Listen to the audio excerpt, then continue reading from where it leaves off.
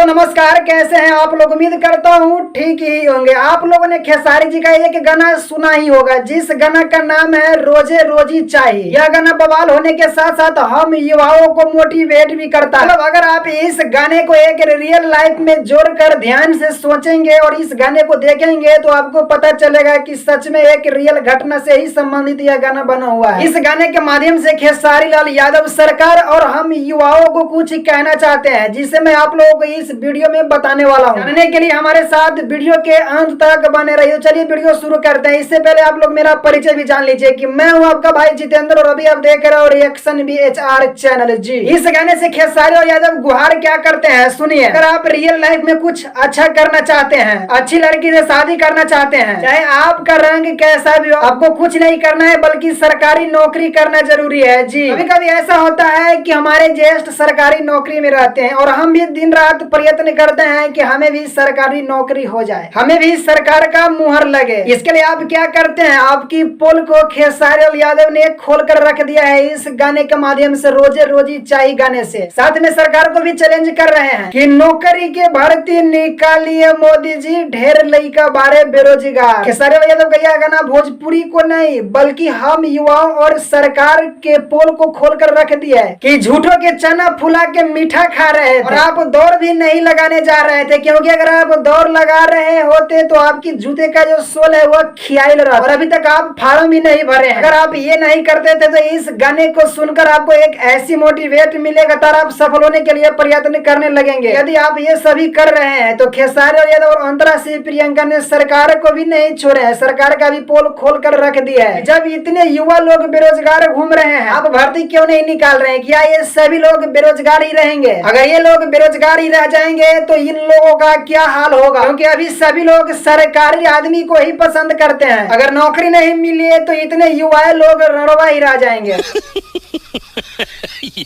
इसलिए सरकार से अनुरोध है कि नौकरी का भर्ती निकालिए ताकि युवा लोग रड़वा होने से बच सके।